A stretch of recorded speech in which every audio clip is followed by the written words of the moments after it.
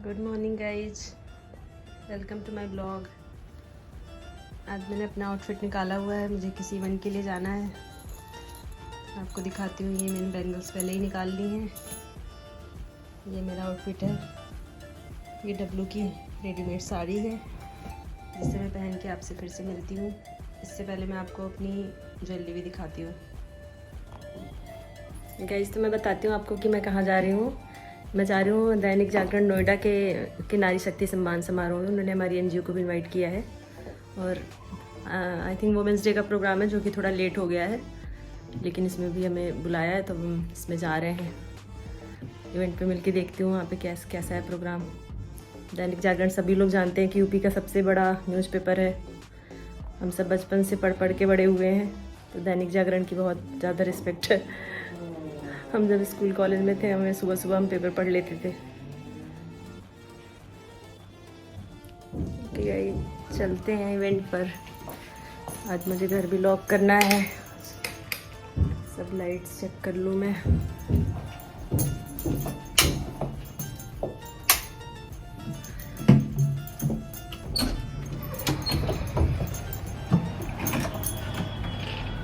Okay guys, मिलती हूँ नीचे। गाइज मैं अपने गेट पे आ गई हूँ, अभी कैब का वेट कर रही हूँ। जिस दिन कहीं जल्दी जाना होता है उस दिन कैब लेट आती है, और जब जल्दी नहीं रहती है तो उस दिन सबसे पहले आ जाती है। गाइज आपके साथ भी ये सब होता होगा। देखती हूँ मुझे कितनी देर वेट करना पड़ेगा। आज मुझे 13 मिनट की वेटिंग मिली थी, और कभी कभी 2-3 मिनट में भी कैब आ जाती है हमारी। ओके गाइज, चलती हूँ, इवेंट पे पहुँच के मिलती हूँ। ओके गाइज, टाइम पास करते हैं, कुछ बातें ही कर लेते हैं।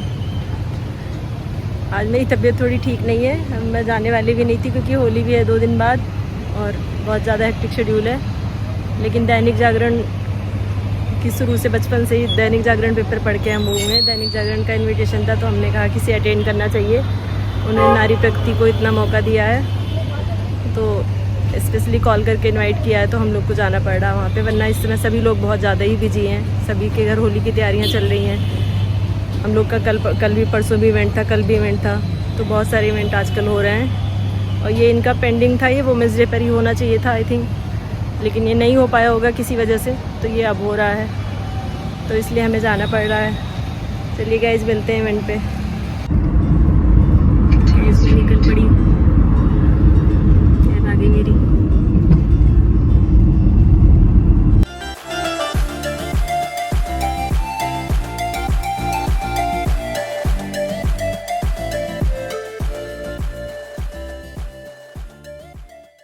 कई सत्र करने वाले हैं कि जिसमें आप में से जो प्रमुख वक्ता आए उन पर चर्चा करेंगे। सब अपने अपने विषय के विशेषज्ञ हैं, और इसके अलावा हम उन करीब 25 महिलाओं को सम्मानित करेंगे जो गौतम बुद्ध नगर की, गाजियाबाद, हापुड़ से अपने अपने क्षेत्रों में जिन्होंने विशेष योगदान किया है, उनको दैनिक जागरण की ओर से सम्मानित किया जाएगा।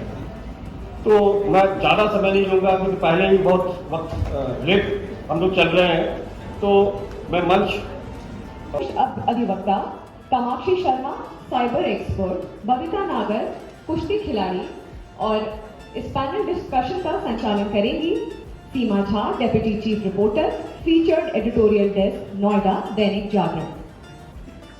जो पूरा परिवेश बनता है उससे हमारा देश बनता है, ये हम सब जानते हैं।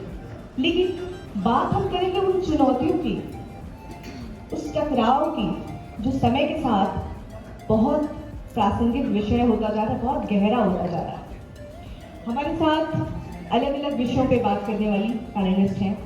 आप सब पहले जान चुके हैं, कोई कानून से है, कोई बिजनेस के क्षेत्र से है, कोई साइबर की चुनौतियां, साइबर एक्सपर्ट हैं जो आपको बताएंगे इंटरनेट और तकनीक की युग में किस तरह से आप चुनौतियों का सामना कर रही हैं और कैसे उससे। और हमारे साथ स्पोर्ट्स पर्सन भी हैं जो बताएंगे एक सशक्त नारी किस तरह से पूरी तस्वीर बदल सकती है। तो सबसे पहले शक्ति की बात करें। हम सब, मुझे लगता है, नारी शक्ति की जब हम बात करते हैं बहुत अलग अलग तरीके से देखा जाता है। क्या हम जानते हैं वास्तव में नारी शक्ति का पूरा ब्रॉड पर्सपेक्टिव क्या है। तो मैं मोनिका जी की तरफ रुख करूंगी क्योंकि इन्होंने काफ़ी अच्छा इस पर बात की है और बहुत कुछ बताया मुझे पहले भी, तो मुझे अच्छा लगा कि आप लोगों को भी जानना चाहिए।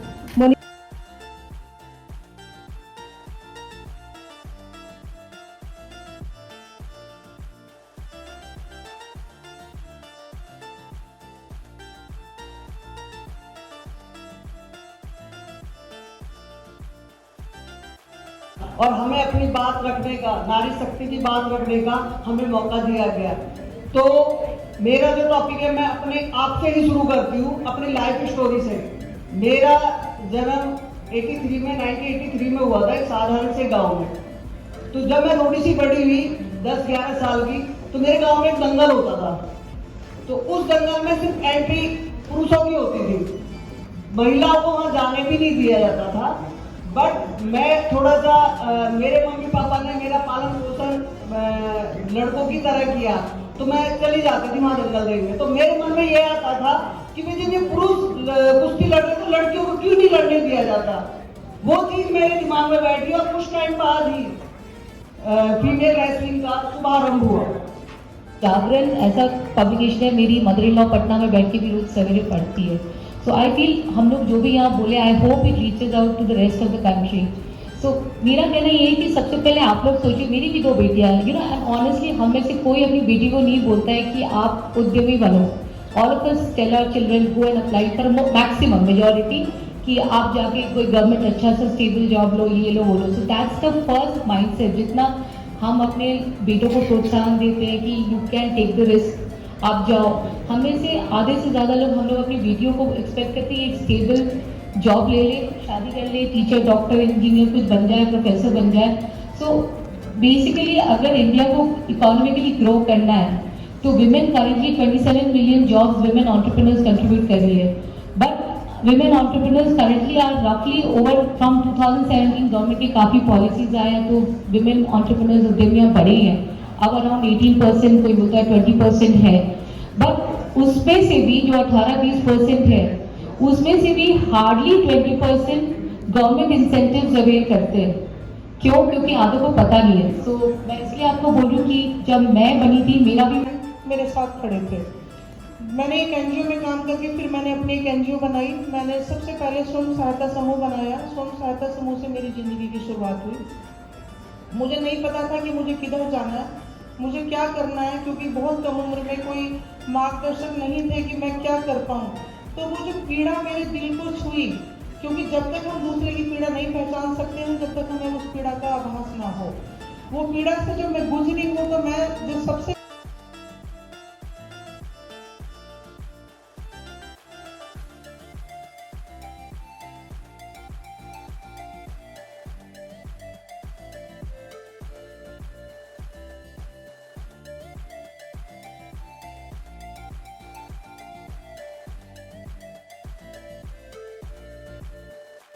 जब मैंने अपनी जर्नी शुरू करी थी तो मैं दिल्ली में बैठती थी और दिल्ली में मैंने अपना फर्स्ट केस लिया था साइबर का, और वहाँ से फिर मुझे रेफरेंस मिला जम्मू का कि जम्मू में किस तरह से केसेस आ गए हैं। तो मैं जम्मू में गई। जब मैं जम्मू गई थी उस टाइम 2019 में, एंड वहाँ के जो ऑफिसर्स थे तो उन्होंने मुझे देखा, उन्होंने कहा बेटा आप कर लोगे, मतलब ये थोड़ा टेक्निकल चीज़ है, और टेक्निकल चीज़ों में ना लड़कियों को अक्सर कमज़ोर समझा जाता है कि ये कैसे कर पाएगी, इसको टेक्निकल नॉलेज होगी भी नहीं होगी। मैं वहाँ गई, वहाँ पे मैंने अपने केसेस सॉल्व करे। उसके बाद उन लोगों को ट्रेन किया कि ये इस तरीके से सॉल्व होते हैं। जब साइबर क्राइम हो जाता है, जैसे हमें किसी को ट्रेस करना है, ये सारी चीज़ें, तो ओपन सोर्स टूल्स हैं जिससे उन चीज़ों को हम सॉल्व कर सकते हैं। फिर वहाँ पे मैंने उनसे अपनी फीस ली थी। मैंने कहा आप मुझे नेक्स्ट स्टेशन पर ड्रॉप कर दीजिए।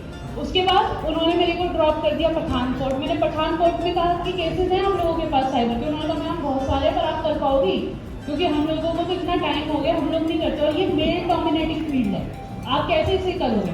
मैंने कहा आप मुझे 3 या 4 केसेस दे दो जो बहुत मुश्किल है। मैंने वो सॉल्व करे, वहाँ पे ट्रेनिंग दी, फिर मैंने उनसे फीस ली थी, फिर मैं इस तरीके से आगे चली गई। ऐसे करते करते आगे नहीं बढ़ सकते। तो नारी अगर किसी प्रॉब्लम में होती है, वो फाइनेंस कहाँ से जुटाए अपने लिए, कहाँ से जुटाए? क्योंकि अगर उसके पॉकेट में सिर्फ 2 रुपए हैं तो वो 2 रुपए से ना कोई बिजनेस कर सकती है, ना वो किसी कानून के मदद ले सकती क्योंकि वकीलों की फीस बहुत ज्यादा होती है। ठीक है, तो मैं इन दोनों सवालों को थोड़ा सा मतलब इनके जवाब क्लियर चाहती हूँ कि क्या किया जाए। ठीक है, मैं पहले बात करूँ। अच्छा, बहुत अच्छा सवाल आपने किया है और ये महिलाओं के हित में है। महिलाओं के लिए जितनी महिलाएं नहीं है उतनी गवर्नमेंट ने स्कीम लागू कर दी है। नीलम जी बात कीजिएगा, आप MSME में चाहिए बस 5 मिनट में आप। हाँ बिल्कुल, 5 मिनट में 2 मिनट में हो जाएगा। स्टार्टअप में जाइए, MSME में है, नाबार्ड की स्कीम है, कृषि विभाग की, जो भी आप करना चाहते हैं उस विभाग से संबंधित संपर्क करिए। उसी विभाग से, अगर हमें हॉर्टिकल्चर में कुछ लगाना है, उद्यान में, तो उद्यान विभाग से संपर्क करिए। मत्स्य में करना, मत्स्य में जाइए। पशुपालन करना, पशुपालन में जाइए।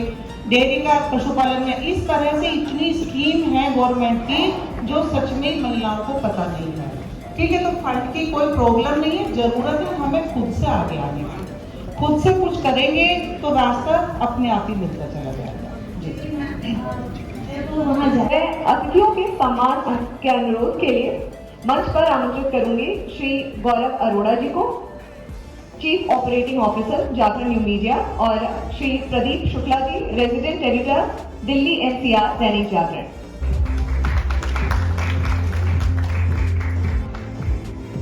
मोनिका अरोड़ा,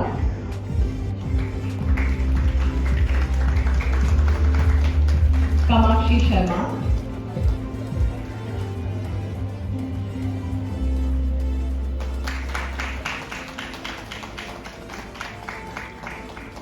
बबीता नागर,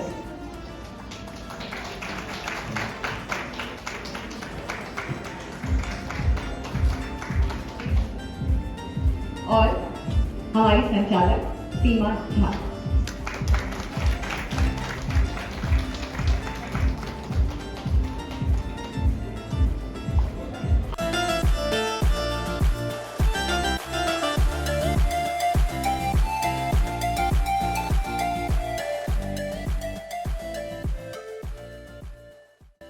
इवेंट काफ़ी देर तक चलने वाला है गाइज। हम यहाँ से अब निकल रहे हैं क्योंकि हमें और भी कहीं जाना है और भी प्रोग्राम है। होली की वजह से बहुत बिजी शेड्यूल है। यहाँ पे अभी और भी पैनल डिस्कशन वगैरह है यहाँ पे, जो कि इवेंट काफ़ी लंबा चलेगा। तो मिलती हूँ घर पहुँच के आपसे। ये यहाँ देखिए इतने सुंदर सुंदर पीले फूल खिले हुए हैं। अपनी गाड़ी का वेट कर रहे हैं घर जाने के लिए।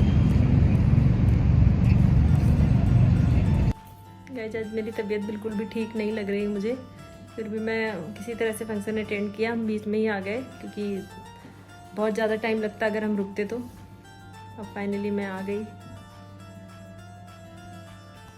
गाइस, मैं घर आ गई। दैनिक जागरण को बहुत बहुत धन्यवाद इन पे सबको इनवाइट करने के लिए, और उन्होंने इतनी सारी महिला शक्तियों को, नारी शक्ति को सम्मानित किया, उसके लिए उनको बहुत बहुत धन्यवाद। उनके फंक्शन को उनके लिए उनको बहुत बहुत बधाई। सो गाइज, प्लीज़ ब्लॉग देखते रहिए, सपोर्ट करते रहिए। मुझे भी आप लोग देखते रहेंगे तो मुझे भी मोटिवेशन मिलेगा, कमेंट कर देंगे तो और ज़्यादा मिलेगा। तो प्लीज़ सपोर्ट करते रहिए, चैनल को देखते रहिए। Please liking my blog. Bye bye guys.